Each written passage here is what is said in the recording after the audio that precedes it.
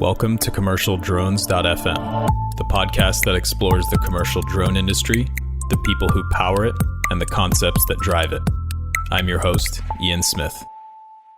Welcome to your drone industry review for the fourth and final quarter of 2017. If you're new here, the Drone Industry Review series is meant to give you the most important drone industry news from the past 3 months in less than 20 minutes.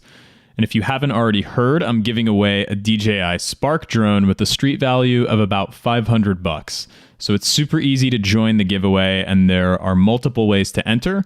Just go to commercialdrones.fm/spark, and I'll be drawing the winner on February 5th.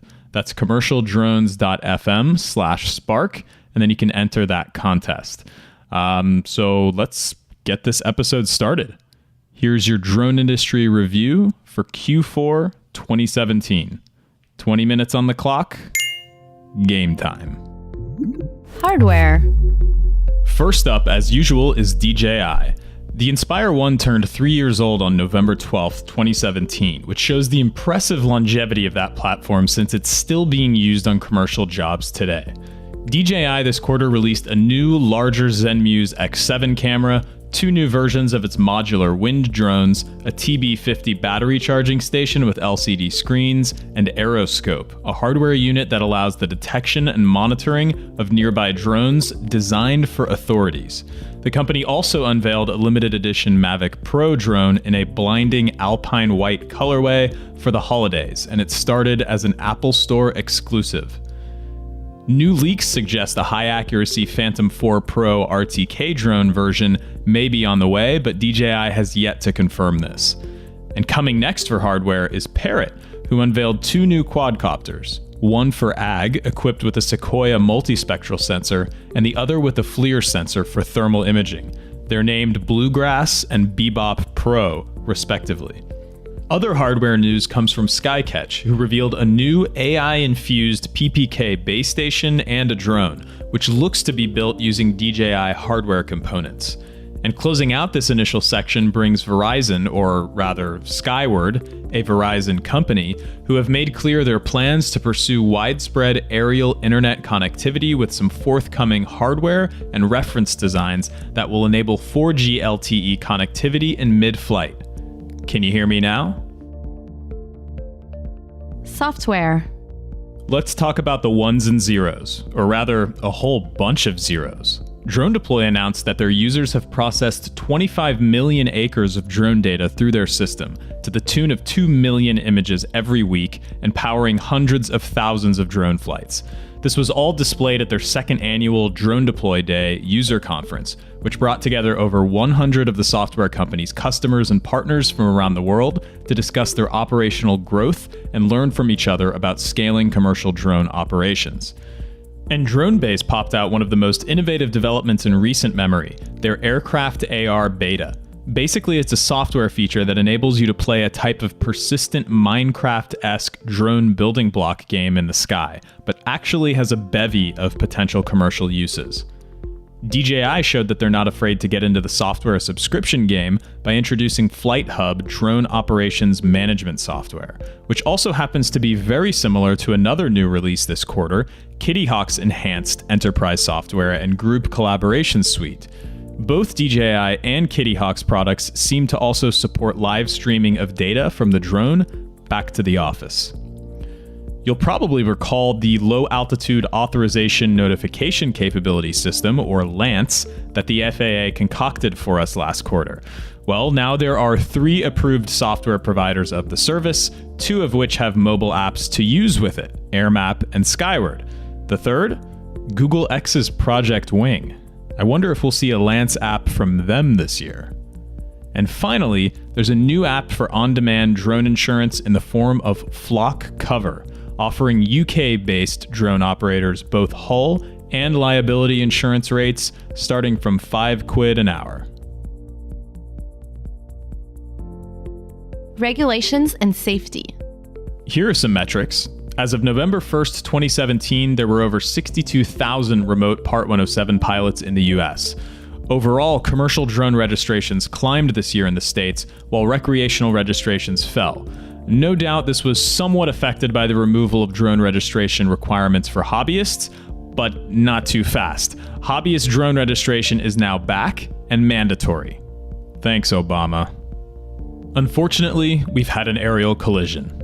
A drone collided with a passenger plane in Canada, everyone was okay, and the Seattle man who had previously ran into the Space Needle in 2016 was recently charged with reckless endangerment. And what about the chap who ran into the military helicopter? Well, the NTSB opened its first investigation into this incident, which shows he was operating beyond visual line of sight and at 300 feet AGL whenever the collision occurred. As Christopher Carodi from Drone Business Journal reports, the way that authorities were even able to find the man was by tracing back the serial numbers found on the damaged drone components to sales records of who had bought the drone. They were the same guy.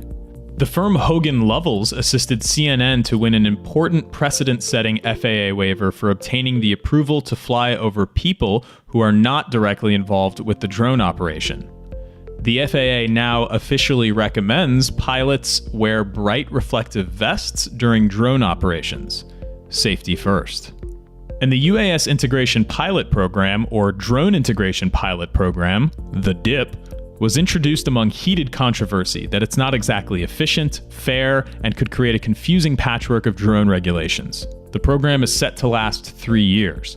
And on the same topic, the official Facebook group for lead applicants and interested parties of the DIP was created by the FAA but has received a ton of criticism inside the group itself, with many members proclaiming that it has done absolutely nothing to help facilitate dialogue between lead applicants and interested parties, with nary an FAA spokesperson in sight. As a member of that group, I have to agree. Memes just do not belong in federally sanctioned social media groups. For your international drone regulatory news, India has finally released draft rules for drone operations. So before this, they have not had regulations, which led to a total ban. Australia's Civil Aviation Safety Authority, CASA, has tightened its rules governing drones, and drone owners in the EU will now have to register drones which are deemed dangerous. Shakeups, funding, and mergers and acquisitions. Funding and investments for Q4 2017 included Boeing's investment in automation company Near Earth Autonomy, DroneSeed raising $5.3 million to replant trees using drones, Kespri raising a $33 million Series C round, Mothership Aeronautics raising a seed round of $1.45 million for autonomous solar-powered blimps, UAS solutions company UAvionics inked funding from Airbus, and Aeronide's $4.7 million seed funding, which will help them develop drone infrastructure. Boeing was also in the process of buying Aurora Flight Sciences, a researcher and developer of autonomous drones and aircraft, and the Commercial UAV Expo acquired Drone World Expo to form the largest and most important event in the commercial drone industry. In partnerships, the Climate Corporation has entered into agreement with Deveron UAS to deliver on-demand aerial imagery data to farmers for enhanced crop analysis.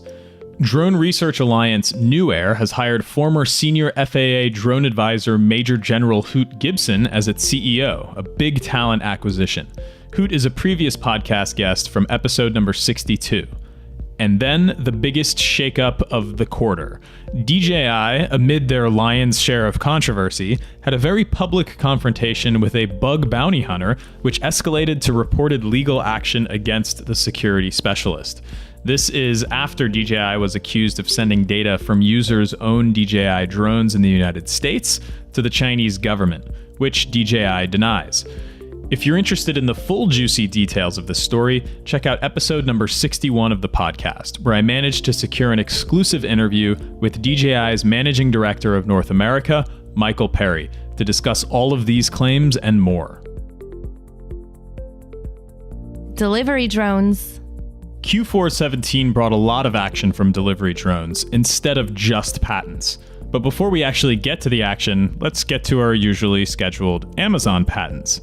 This time, they were granted one for being able to recharge a drone from an autonomous electric vehicle and one for a self-destruct system that would be installed on its drones. During emergencies or catastrophic failures, a fragmentation controller would take over, find safe spots where the drone could explode itself in midair, and presumably then explode itself. The goal is to avoid crowds and other dangerous areas. We Robotics tested a fleet of cargo drones in the Amazon. No, that's not another Amazon delivery drone patent, that's the Amazon rainforest.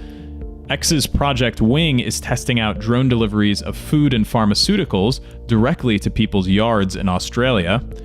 Rakuten is using its drones to deliver hot food to residents in a Japanese town that was struck by the Fukushima nuclear disaster. Alibaba used drones to deliver packages over water, a first for the internet giant, and Bell Helicopter recently unveiled a drone capable of transporting up to 1,000 pounds of payload. Connected drones. AT&T is using a drone to provide wireless service to the San Juan area in Puerto Rico as one of many post-disaster efforts to help the ailing island. AT&T's Art Pregler and I talked about flying cows, which stands for Cell on Wheels, back in episode number 36 of Commercial Drones FM. Entertainment drones. South Africa hosted the world's first drone fishing tournament. A real live human being drone pilot beat AI drones in a timed race. And drones imitating art. Previous podcast guest Lucas Van Ostrom and the team from Studio Drift in the Netherlands collaborated with BMW to produce an amazing 300 drone light show in Miami. Agriculture. 3 quick pieces of news here. Dallaire partnered with John Deere to provide aerial intelligence for agriculture. A team in India will launch a drone prototype that sprays fungicide to control fruit rot disease. And South Dakota State University received a generous gift of 3 AgEagle RX-60 agricultural drones. Public safety and search and rescue. Dedrone launched their next generation of machine learning software to counter malicious drones. Police used a drone to locate an 81-year-old woman who was lost in a cornfield, which was a great choice of tools for the job. And drones will be watching over beaches in certain parts of Australia soon as well, hoping to catch a glimpse of that nearby shark before it catches you. Tipping me off on this one was again Christopher Corrodi. The U.S. Department of the Interior, one of, if not the largest small drone operators in the world with a fleet of over 200 drones, released their 2017 DOI UAS mission summary, which states that their employees have over 200 Part 107 certificates, flew 5,000 missions, and expect a 50% increase in 2018 compared to 2017. Police are using drones to monitor traffic in Dubai. Officers control the 4G-equipped drones from a command room. That's beyond visual line of sight, everyone. The drones then transmit a live broadcast of roadways to the police, who can send out patrols to respond to accidents or ease congestion. The drones can also alert the public about traffic issues through social media and other channels. And the most conflicting, somewhat sad, somewhat happy news that I've heard all year: Dutch police retired the badass convocation of drone-catching eagles, because apparently there just isn't much of a need to intercept robotic flyers. And that's that.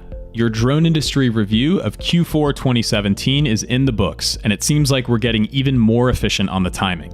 That took less than 15 minutes in total.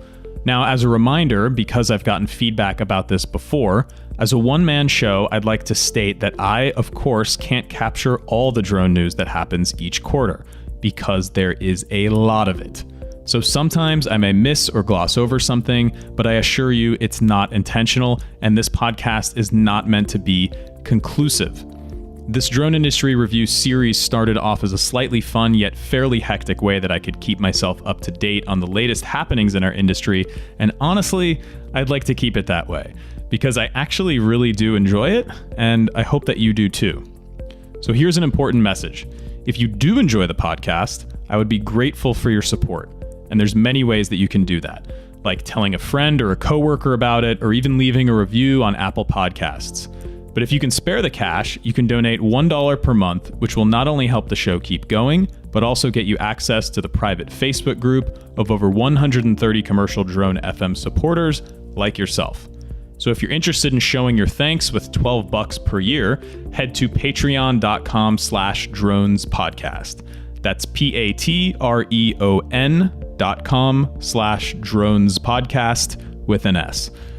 Well, I've got nothing else to say. Have a great 2018 and fly safe. Oh, and thanks P for the voiceover action. Cheers.